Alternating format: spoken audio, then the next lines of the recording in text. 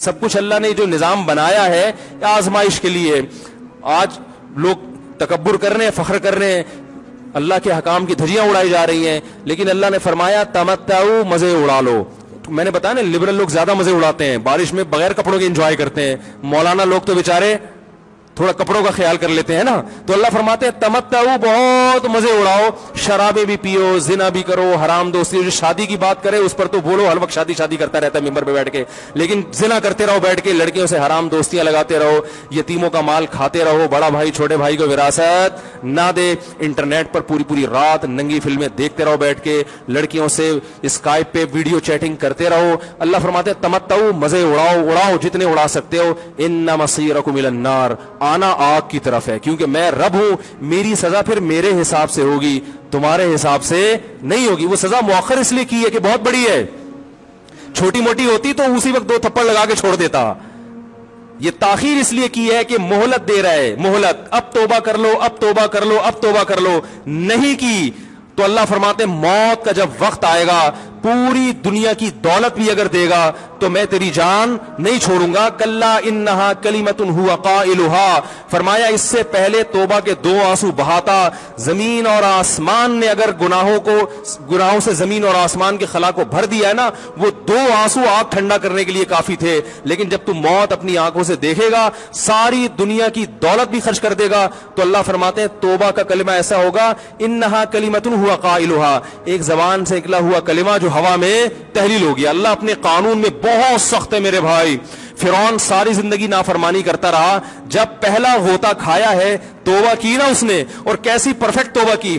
کہنے لگا آمنت انہ لا الہ الا الذی آمنت بہ بنو اسرائیل, یہ نہیں کہ میں اللہ پر ایمان لایا, کیونکہ اللہ کے مفہوم میں فرق ہو سکتا ہے اپنے آپ کو اللہ کہہ رہا ہو, پوری تشریح شرح کے ساتھ حاشیے کے ساتھ کہہ رہا ہے کہ میں اس رب پہ ایمان لایا جو ایک غلام قوم کا رب ہے. صحیح ہے نا, میری جو بنی اسرائیل جو میرے غلام تھے نا, وہ جس کو رب مانتے ہیں میں اس پر کو رب مانا میں نے. اللہ فرماتے ہیں آل آنا, اب ایمان لا رہے, وقد عصیت قبل, اس سے پہلے تو نے نافرمانی کی ہے. ایسا عبرت کا نشان بناؤں گا, فالیوم ننجیک ببدنک لتکون لمن خلفک آیا, تو مر جائے گا تیری باڈی سلامت رہے گی, آنے والے لوگ قیامت تک تیری باڈی کو دیکھ کر عبرت حاصل کرتے رہیں گے کہ یہ ہے جس نے زمین پر ایسی حکومت کی کہ اس کی حکومت کے کھوٹے زمین پہ گڑ گئے. آج کیسا عبرت کا نشان بنا ہوا ہے, کیسا پڑا ہوا ہے, مسالے لگا لگا کے تو اس کو محفوظ رکھا جا رہا ہے. اور اللہ فرماتے ہیں یہ تو اس کی باڈی ہے جو تمہیں نظر آ رہی ہے, اس پر گزر کیا رہی ہے ہم تمہیں بتاتے ہیں. النار, آگ ہے, یعرضون علیہا غدوا وعشیا, جس آگ پر صبح اور شام اس کو جلایا جاتا ہے. وَيَوْمَ تَقُومُ السَّاعَةُ, اور جب قیامت قائم ہوگی, أَدْخِلُوا آلَ فِرْعَوْنَ أَشَدَّ الْعَذَابِ, اللہ فرمائیں گے کہ ہم حکم دیں گے فرشتوں کو کہ فرعون کو اس سے سخت عذاب میں ڈال دو. آپ کو فرعون لیٹا ہوا نظر آ رہا ہے, قرآن کہہ رہا ہے لیٹا ہوا نہیں ہے, وہ صبح اور شام آگ میں جلایا جا رہا ہے. اس کو ہزاروں سال گزر گئے, صبح بھی آگ میں جلتا ہے, شام کو بھی آگ میں جلتا ہے. اور فرمایا ابھی قیامت آنے دو, جہنم میں ہمیشہ کے لیے داخل کروں گا جو اس سے بھی زیادہ سخت ہے. وَإِذْ يَتَحَاجُّونَ فِي النَّارِ, اور فرمایا جہنم میں جانے کے بعد کیا ہوگا, آپس میں ان کے مکالمے کو اللہ نے ذکر کیا ہے کہ جو فرعون کے ماتحت تھے وہ فرعون سے کہیں گے تیری اطاعت اور فرما برداری میں, تیری حکومت کی وجہ سے ہم نے موسیٰ کی بات نہیں مانی, اسے کمزور کہا, تو کہتا تھا موسیٰ کو بولنا نہیں آتا, موسیٰ کے پاس حکومت نہیں ہے, موسیٰ ہماری طرح پڑھا لکھا نہیں ہے, موسیٰ ہماری طرح براڈ مائنڈڈ نہیں ہے, ہم نے تیری دعوت کی وجہ سے موسیٰ کی بات کا انکار کیا, آج ہم آگ میں جل رہے ہیں. فَهَلْ أَنْتُمْ مُغْنُونَ عَنَّا نَصِيبًا مِّنَ النَّارِ, کیا ایک دن کے لیے تو ہم سے آگ کو دور کر سکتے ہو. تو وہ کہے گا کہ میں خود اس جہنم کی آگ میں جل رہا ہوں, میں تم سے آگ کو دور نہیں کر سکتا. اللہ فرماتے ہیں سب مل کے جہنم کے داروغ کے پاس جائیں گے. وقال الذين في النار لخزنة جهنم ادعوا ربكم, کہ فرشتوں سے کہیں گے تم اللہ سے دعا کرو کہ کچھ عذاب میں تخفیف ہو جائے, کچھ مہلت مل جائے. تو فرشتے جواب میں کہیں گے کہ کیا تمہارے پاس ڈرانے والا نہیں آیا تھا, موسیٰ کلیم اللہ جس سے اللہ کوہ طور پہ ہم کلام ہوا کرتا تھا, اس نے تمہیں ڈرایا نہیں تھا کہ تم اللہ کی نافرمانی چھوڑ دو. کہیں گے قالوا بلا, وہ کہیں گے ضرور. اللہ فرمائیں گے پھر اعلان ہوگا فادعوا وما دعاء الکافرین الا فی ضلال, فرشتے کہیں گے اللہ نے ہم پر پابندی لگائی ہے تمہاری سفارش کرنے پر, تم خود اللہ کو پکارو. اللہ فرماتے آج ان کی پکار بیکار جائے گی, کوئی اسے سننے والا نہیں ہوگا. دیکھو جب تک جسم میں روح ہے, ایک دفعہ انسان توبہ کے آنسو بہا دے, ایک دفعہ اللہ سے کہہ دے کہ اے اللہ مجھ سے جو جرم ہوا، اگر کسی نے زنا کیا ہے ایک دفعہ کہہ دے اللہ آئندہ نہیں کروں گا. اگر کسی نے شراب پی ہے ایک دفعہ کہہ دے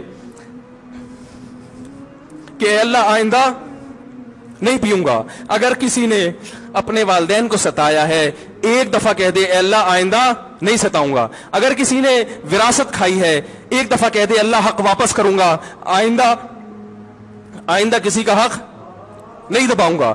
اگر کسی نے انٹرنیٹ پر بےہودہ فحش فلمیں دیکھی ہیں ایک دفعہ کہہ دے اللہ دیکھ چکا آئندہ بولو بھائی نہیں دیکھوں گا. اللہ فرماتے ہیں اس کے کہنے میں تاخیر ہو سکتی ہے.